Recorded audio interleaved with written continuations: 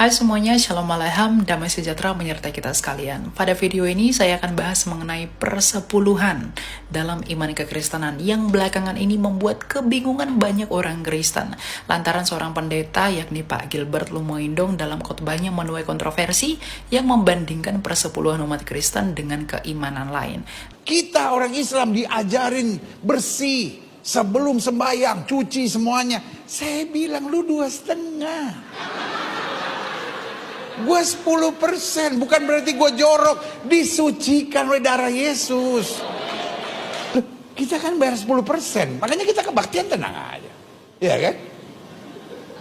Paling berdiri nyanyi tempat santai. Iya kan? Tapi kok 2,5, setengah mati.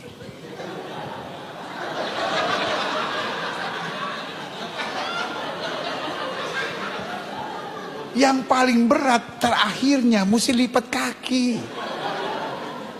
Nggak semua orang bisa. Iya kan? Kaki mesti dilipat. Ayah. Tapi ya udahlah 2,5. Yang enak aja, amin. Persembahan 2,5%. Ayah.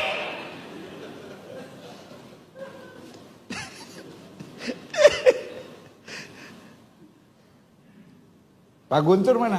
Guntur. Yang section ini mulai minggu depan jangan taruh kursi. Yang 2,5 duduk di situ. Pasti bayar perpuluhan dia. Puas banget dia seminggu sekali. Gak usah cuci-cuci, ya kan? Gak usah bergerak-bergerak. Nah, di pengetahuan saya gitu, wah umat Muslim disitunya yang agak lebih gampang gitu 2,5%. Tapi setelah bicara sama Pak JK hari ini dia bilang, oh salah pendeta, 2,5% itu cuma zakat, belum infaknya, belum sedekahnya, belum wakafnya, itu lebih berat lagi gitu. Jadi untuk itu sekali lagi saya minta maaf untuk kegaduhan ini, tapi percayalah kebersamaan Indonesia selalu ada di hati saya, dan di hati saya selalu ada persatuan, karena dasar khotbahnya kalau didengar hari itu justru tentang kasihlah sesamamu gitu ya kan. Jadi kita mengasihi bukan karena dia bisa berbuat kasih kepada kita, tapi meskipun dia bahkan berbuat jahat. Karena itulah iman Kristen kami, tanpa pipi kiri kasih pipi kanan. Jadi nggak mungkin saya menebar sesuatu yang buruk, karena justru ini seperti otokritik buat kita, bahwa ayo kita berbuat lebih baik.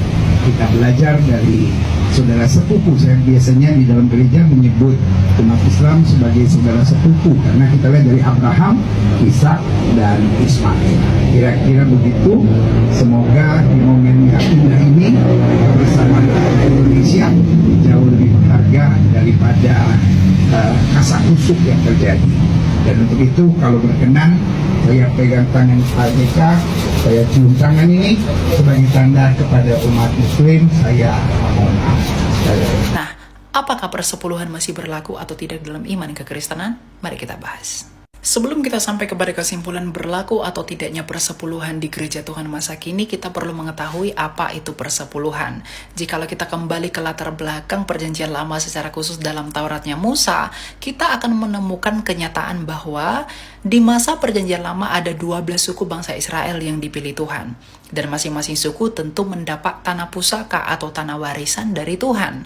Tetapi ada satu suku yang dikecualikan yang tidak mendapatkan tanah pusaka, yaitu suku Lewi. Karena Tuhan secara khusus memilih suku Lewi untuk menjadi pelayan di Bait Allah. Sehingga masing-masing suku harus memberi 10% kepada suku Lewi yang tidak mendapat tanah pusaka, agar mereka dapat hidup dari 10% tersebut yang disetor masing-masing suku kepada Lewi. Jadi secara singkat kita dapat mengetahui bahwa persepuluhan itu merupakan persembahan yang diberikan untuk menghidupi suku Lewi yang tidak dapat bekerja dan juga tidak memiliki tanah pusaka. Oke? Dan jikalau kita maju ke masa perjanjian baru, kita tidak akan menemui bahwa Tuhan Yesus meniadakan atau bahkan menghapuskan persepuluhan. Tapi hal yang terpenting yang perlu kita ketahui adalah persepuluhan itu diberikan bagi keimamatan Lewi. Itu adalah imam perjanjian lama. Sedangkan perjanjian baru kita tidak lagi dipimpin oleh keimamatan Lewi, melainkan menurut penulis surat Ibrani kita telah dipimpin oleh keimamatan Kristus dari jalur Melkisedek. Jadi imam perjanjian baru yaitu Yesus Kristus dari jalur Melkisedek tidak lagi membutuhkan persepuluhan. Nah, merujuk dari penjabaran tersebut, apakah persepuluhan masih berlaku? Secara seremonial, persepuluhan tidak lagi berlaku karena telah digenapi oleh Yesus Kristus melalui kematian dan kebangkitannya. Kalau kita merujuk kepada Kolose 2 ayat 16 dan juga 17. Lalu bagaimana jikalau kita ingin memberi kepada gereja dan bagaimana sikap kita kalau kita ingin memberi kepada gereja sebagai bentuk ucapan syukur kita? Kita harus kembali kepada prinsip yang diajarkan Rasul Paulus di dalam suratnya yang kedua kepada jemaat di Korintus dalam 2 Korintus 9 ayat 7. Hendaklah kita memberikan menurut kerelaan hati kita masing-masing dan tanpa terbebani dan tanpa paksaan. Jadi kalau mau memberi kepada Tuhan, berikanlah menurut kerelaan hatimu. Boleh 10%, boleh 20%, boleh 5%, boleh 1%, atau berapa persen pun yang kamu mau berikan kepada gereja, tetapi harus dimotivasi dengan ucapan syukurmu kepada Allah dan tentu tidak dengan paksaan. Nah, merujuk dari semuanya itu, persepuluhan dalam pengertian 10% tidak lagi berlaku, tetapi perpuluhan, berapa puluh persen pun yang kamu berikan menurut kerelaan hatimu, berikanlah itu kepada Allah sebagai tanda ucapan syukurmu. Karena syukur kita kepada Allah tidak pernah diukur dengan nominal 10% dari segala yang kita miliki, tetapi tentang bagaimana kita mengasihi Allah dengan segenap hati, pikiran, dan akal budi kita. Dan jangan lupa, jangan terlalu bangga memberi 10% kepada gereja. Tetapi orang yang membutuh tumpangan, butuh makanan, dan orang yang kehausan, tidak kamu pedulikan. Karena bagaimana mungkin kamu mengasihi Allah yang tidak kelihatan, tapi kamu mengabaikan manusia yang kelaparan yang ada di sekelilingmu. Jadi kasihilah Allah sebagaimana engkau juga perlu mengasihi sesamamu manusia. Itulah yang terpenting.